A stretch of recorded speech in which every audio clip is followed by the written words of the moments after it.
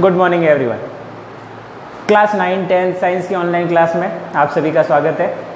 हमारा टॉपिक चल रहा था परमाणु संरचना के संबंध में अलग अलग वैज्ञानिकों के द्वारा दिए गए मॉडल या फिर प्रतिरूप। अब उसी कड़ी में हमने नाम पढ़े थे। एक पहला नाम आया था जॉन डाल्टन का परमाणु सिद्धांत, दूसरा आया था थॉमसन का परमाणु प्रतिरूप या फिर जिसे हमने कहा था प्लम पुडिंग मॉडल, तीसरा आया था हमारे रदरफोर्ड मॉडल। अब रदरफोर्ड मॉडल हमने पूरा पढ़ा था स्वर्ण पत्र प्रयोग के अनुसार किस प्रकार से उन्होंने बताया था। अब अंत में एक निष्कर्ष ये निकला कि रदरफोर्ड मॉडल में भी कुछ कमियां पाई गई। कुछ कमियों से हमारा तात्पर्य है कि रदरफोर्ड के मॉडल में कमी थी कि परमाणु के स्थायित्व की व्याख्या नहीं कर सका। तो रदरफोर्ड अपने प्रयोग के द्वारा परमाणु की संरचना बता रहा था, लेकिन वो परमाणु कितने समय तक और कितना अधिक स्थायी है इसकी व्याख्या रदरफोर्ड नहीं कर पाए। तो उनके मॉडल में एक ये कमी पाई गई। दूसरा, उन्होंने इलेक्ट्रॉन संरचना को स्पष्ट नहीं किया। उन्होंने ये बताया कि इलेक्ट्रॉन वृत्ताकार पथ में चक्कर लगा रहे हैं, लेकिन इलेक्ट्रॉन की संरचना कैसी क्या है वो उन्होंने नहीं बता पाए और किस कारण वो इलेक्ट्रॉन घूम रहा है। इसी के साथ एक और वैज्ञानिक आए जिनका नाम था मैक्सवेल।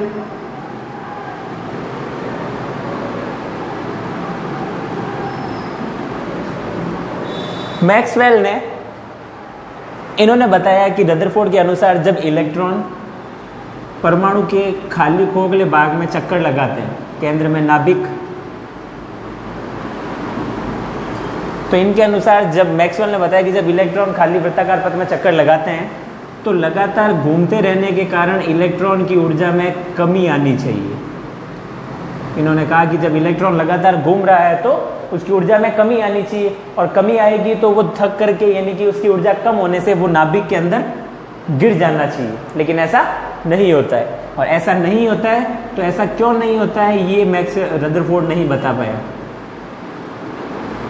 इलेक्ट्रॉन लगातार चक्कर लगा करके ऊर्जा में कमी होने पर नाभिक में नहीं गिर पाता, और क्यों नहीं गिर पाता ये पॉइंट रदरफोर्ड क्लियर नहीं कर पाए। तो उनकी इन कमियों को दूर करने का कार्य किया एक नए वैज्ञानिक जो रदरफोर्ड के बाद में उन्होंने कार्य करना शुरू किया, और ये भी इंपॉर्टेंट नाम था उनका नील्स बोर।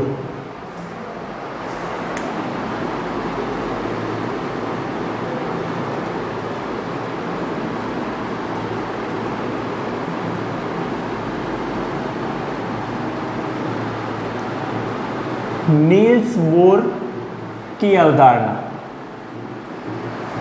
नील्स बोर ने रदरफोर्ड की कमियों को दूर करते हुए पॉइंट्स को बताया, और उन्होंने क्लियर किया कि किस प्रकार ये पूरी संरचना व्यवस्थित हो पाती है। तो नील्स बोर ने बताया कि परमाणु के केंद्र में नाभिक होता है। इनकी अवधारणा में पहला पॉइंट था कि परमाणु के केंद्र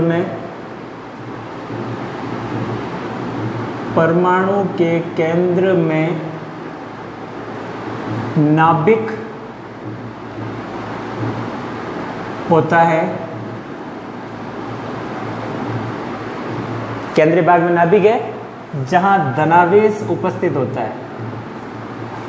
धनावेश यानी कि प्रोटॉन उपस्थित होता है। केंद्रीय भाग में धनावेश उपस्थित होता है। प्लस इन्होंने कहा कि इलेक्ट्रॉन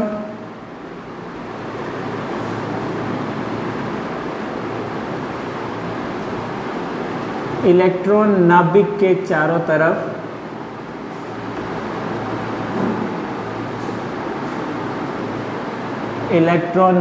चारों तरफ वृत्ताकार पथ में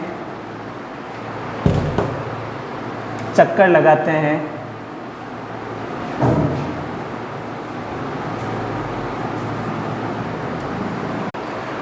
इलेक्ट्रॉन नाभिक के चारों तरफ वृत्ताकार पथ में चक्कर लगाते हैं, और इन पथों को कक्षा, कोश या ऊर्जा स्तर कहा जाता है। ऊर्जा स्तर कहा जाता है। फिर आता है तीसरा पॉइंट,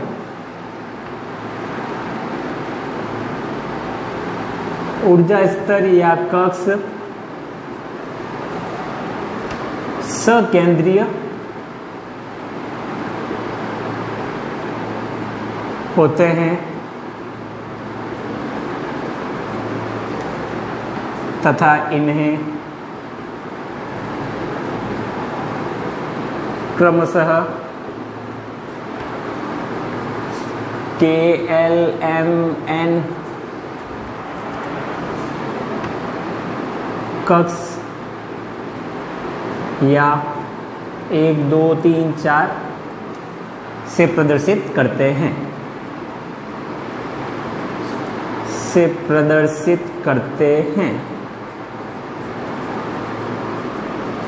ऊर्जा स्तर सकेंद्रीय होते हैं, अर्थात नाभिक के चारों तरफ उनका केंद्र एक ही रहता है, त्रिज्याएं बढ़ती जाती है।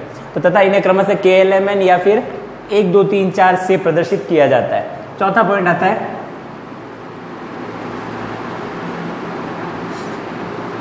इलेक्ट्रॉन का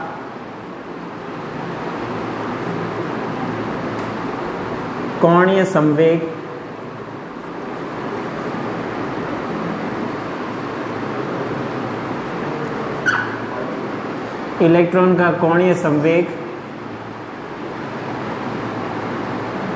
MVR NH/2π के बराबर होना चाहिए, तो ही इलेक्ट्रॉन उस कक्ष में गति कर पाएगा। इलेक्ट्रॉन का कोणीय संवेग MVR जिसे कहते हैं प्रदर्शित करते हैं NH/2π के बराबर होना चाहिए, तो ही वो इलेक्ट्रॉन उस कक्ष में गति कर पाएगा। अब क्या क्या है, M हो जाएगा यहाँ पर इलेक्ट्रॉन का भार, इलेक्ट्रॉन का द्रव्यमान या भार, V है इलेक्ट्रॉन का वेग,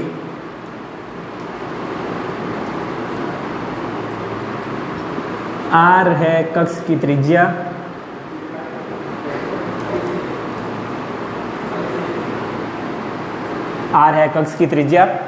H है यहाँ पर प्लांक स्थिरांक,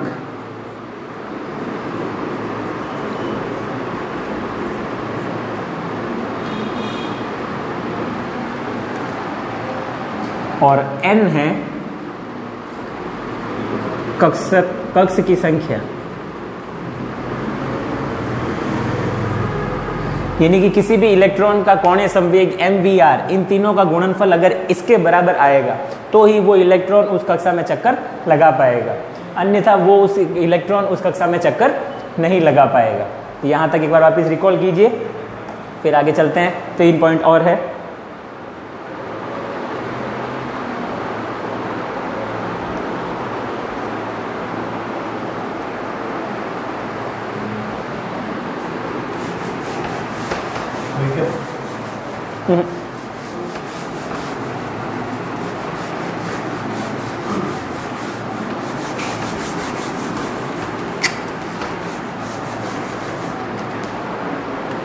पांचवा पॉइंट, N का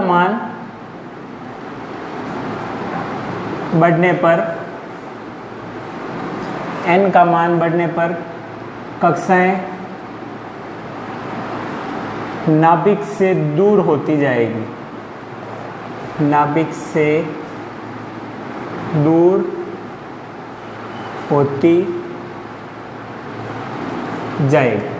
N का मान जैसे जैसे बढ़ता जाएगा कक्षाएं नाभिक से दूर होती जाएगी, यानी कि K बराबर 1 होगा। KLMN हमने जो नाम लिया था तो उसके K बराबर 1 होगा, यानी कि नाभिक के सबसे पास वाला कक्ष है K, और बढ़ने पर हो जाएगा L, उसके लिए 2, दूसरा कक्षक, तीसरे के लिए M, वापिस N, ऐसे करते बढ़ता जाएगा। फिर आता है छठा पॉइंट। तो छठा पॉइंट जो मैक्सवेल ने पिछले रदरफोर्ड की कमियों में कहा था कि इलेक्ट्रॉन लगातार घूमते जाते हैं तो उसकी ऊर्जा में कमी होगी और वो नाभिक में गिर जाएंगे। नील्स बोर ने कहा कि चक्कर लगाने पर इलेक्ट्रॉन की ऊर्जा में कोई कमी नहीं आती है, कोई कमी नहीं आती है।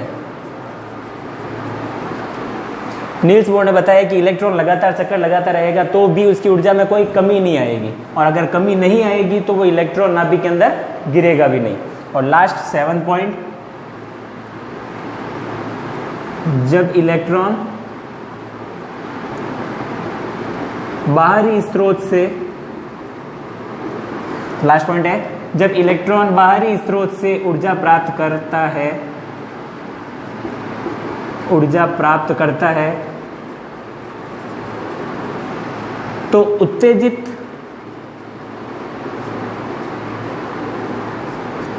उत्तेजित होकर निम्न ऊर्जा स्तर से उच्च ऊर्जा स्तर में चला जाता है तथा उच्च ऊर्जा स्तर में चला जाता है तथा ऊर्जा का क्षय होने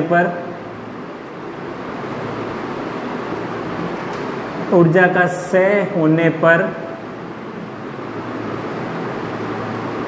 धीरे धीरे पुनः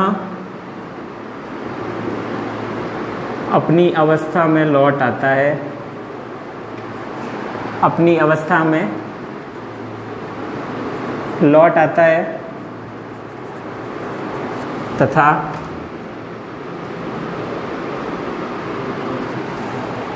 मार्कर का है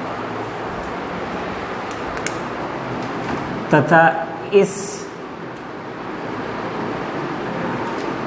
प्रक्रिया में रेखीय स्पेक्ट्रम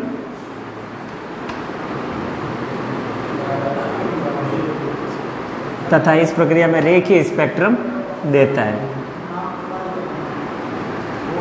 तो ये नील्स बोर ने अपने अवधारणा या इन बिंदुओं के आधार पर परमाणु की संरचना के संबंध में अनुमान प्रस्तुत किए, अवधारणा प्रस्तुत की।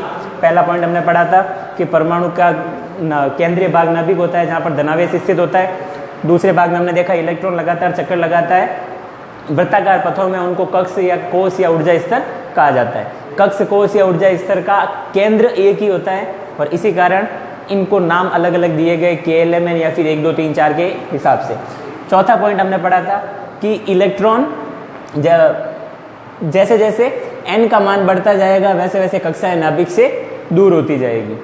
एक पॉइंट हमने पिछला पढ़ा था कि इलेक्ट्रॉन का कोणीय संवेग MVR यदि NH/2π के बराबर है तो ही वो इलेक्ट्रॉन नाभिक के चारों तरफ उस कक्ष में चक्कर लगा पाएगा। छठा, चक्कर लगाने पर इलेक्ट्रॉन की ऊर्जा में किसी भी प्रकार की कोई कमी नहीं होती। और सातवां, जब इलेक्ट्रॉन बाहरी स्रोत से ऊर्जा प्राप्त करता है तो उत्तेजित होकर निम्न ऊर्जा स्तर से उच्च ऊर्जा स्तर में चला जाता है, और जब धीरे धीरे ऊर्जा में कमी होती है तो पुनः वह अपने स्थान पर या अपनी अवस्था में लौट आता है और इस प्रक्रिया में वो रेखीय स्पेक्ट्रम देता है। ये पॉइंट्स इसी अवस्था में, इसी रूप में आप लिखिएगा, याद करिएगा। अगला पॉइंट आएगा आपके तत्वों का वर्गीकरण, किस आधार पर किया गया और क्यों इसकी आवश्यकता पड़ी, वो हम पढ़ेंगे नेक्स्ट क्लास में। धन्यवाद।